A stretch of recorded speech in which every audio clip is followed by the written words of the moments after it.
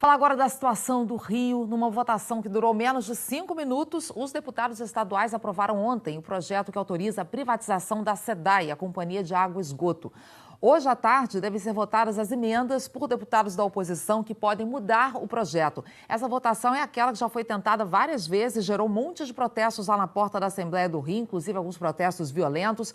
Quem vai explicar tudo pra gente, como estão as coisas agora, é o Guilherme Peixoto ao vivo. Bom dia, Guilherme. Oi, Ana. O dia está começando mais uma vez com segurança reforçada aqui em frente à Assembleia Legislativa do Rio. Antes da votação de ontem, os deputados estaduais tinham proposto 211 emendas, ou seja, modificações ao texto original desse projeto de privatização da SEDAI. Só ficaram 16, porque todas as outras foram rejeitadas. E essas propostas vão começar a ser analisadas hoje numa sessão que começa às 3 horas da tarde. Exemplos: manter emprego dos funcionários da SEDAI por até 15 anos. Além disso, discutir amplamente com a sociedade civil organizada o modelo de privatização da SEDAI. A venda da companhia foi uma condição imposta pelo governo federal para garantir um socorro financeiro para o estado do Rio. A votação foi muito rápida. Em menos de 5 minutos, a maioria dos deputados aprovou o projeto de lei.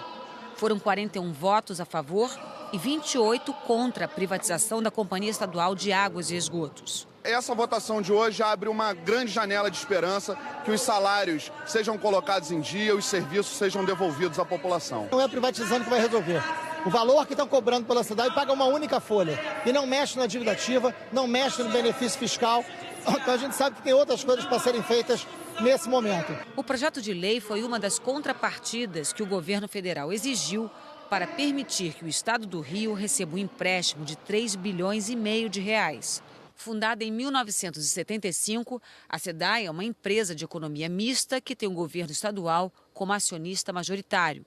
Depois da decisão, servidores que protestavam na frente da Assembleia Legislativa iniciaram uma passeata em direção ao prédio da companhia na Avenida Presidente Vargas, uma das principais do centro.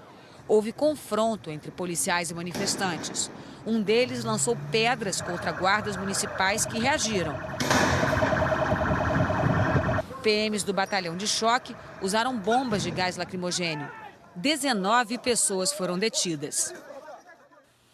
E o governo envia hoje ao Congresso um novo projeto com regras para o socorro financeiro aos estados de um modo geral. Lembra que a proposta anterior foi alterada na Câmara? Pois é, com isso acabaram algumas exigências que os estados deveriam cumprir. Quem aderir ao novo plano vai deixar de pagar a dívida com o governo federal por 3 anos e ainda pode renovar esse acordo por mais 3 anos. Vamos ver algumas informações aqui. Olha, o plano agora prevê a privatização de bancos e empresas estaduais de água, saneamento e energia. Os incentivos às empresas dados pelos governos estaduais vão ter que ser cortados, um corte de pelo menos 20%. O plano suspende alguns efeitos da Lei de Responsabilidade Fiscal para que os estados possam fazer empréstimos. Mas são empréstimos apenas para pagamento de salários ou para planos de demissão voluntária. E os bancos, tanto públicos quanto particulares, que derem empréstimo vão ficar até 3 anos sem receber pagamentos dos estados, do mesmo jeito que a União também vai ficar sem receber o pagamento da dívida. Isso aqui é até uma forma de desestimular esses empréstimos. Isso aqui é o que mudou. Agora vamos ver o que foi mantido do projeto que foi rejeitado pela Câmara. O que está mantido, infelizmente, são as medidas mais duras para os servidores. Aumento da alíquota da contribuição dos funcionários estaduais para a Previdência, a criação de uma Previdência complementar em que o servidor paga mais se quiser aumentar depois o valor da aposentadoria e a redução de benefícios e vantagens dos servidores. Fiscais do governo vão monitorar o socorro financeiro aos estados para saber se essas regras aqui foram cumpridas. O ministro da Fazenda, Henrique Meirelles, disse que o socorro ao Rio de Janeiro é emergencial e que o estado precisa controlar os gastos daqui para frente. O plano, ele apenas faz um ajuste para que o Rio de Janeiro possa equilibrar suas contas, o estado voltar a funcionar, depois a economia voltar a crescer, aí sim tudo voltar ao normal, desde que não se volte aos exageros que levem de novo a esse problema. Vamos falar mais sobre isso com a Miriam Leitão. Miriam está hoje em São Paulo, conversa aqui com a gente. Oi, Miriam, bom dia para você. A grande preocupação que fica é se essa proposta agora de socorro financeiro abre uma brecha aí contra a Lei de Responsabilidade Fiscal. Qual a sua opinião? Bom dia, Ana Paula. Pois é, o projeto que o governo está mandando para o Congresso é essa espécie de guarda-chuva. Ele define regras que vão valer para esses estados que estiverem quebrados. Uma espécie de lei de falência para os estados. Eles vão ter que cumprir essa lista de compromissos que a Ana Paula falou, chamadas contrapartidas, para conseguir ter acesso às vantagens. Vai ter que privatizar a empresa, aumentar a contribuição de previdência dos funcionários, não pode dar aumento salarial, não pode conceder mais benefícios fiscais para os empresários. Como vantagem, o Estado vai poder deixar de pagar juros da sua dívida junto ao governo e junto aos credores privados por 3 anos. Isso, no caso do Rio, significa que vai reduzir o desembolso nesse período de 3 anos em 20 bilhões de reais. O Tesouro vai acompanhar as contas dos estados e suas decisões para ver se está tudo certo. Funciona mais ou menos como o FMI, quando ele monitorava as contas do Brasil, quando o país não conseguia pagar sua dívida externa. Ou como a Grécia, quando a Grécia quebrou, a Alemanha e outros países ajudaram o país. E essa lei é necessária porque será uma suspensão, como a Ana Paula disse, temporária e localizada dos itens da Lei de Responsabilidade Fiscal. Então, Ana, realmente é um perigo mexer nessa lei, mas significa que é apenas temporário e apenas para esses casos. E precisava saber o que acontece com os estados quando eles quebram. Está sendo necessário, né, Miriam? E no caso do Rio, já foi dado aí o primeiro passo agora com a aprovação desse projeto de privatização da SEDAI.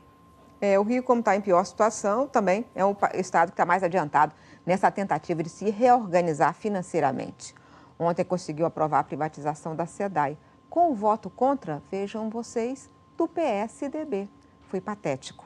Os tucanos, que conduziram o maior programa de privatização do país, votaram contra, argumentando que a venda da empresa não vai resolver o problema.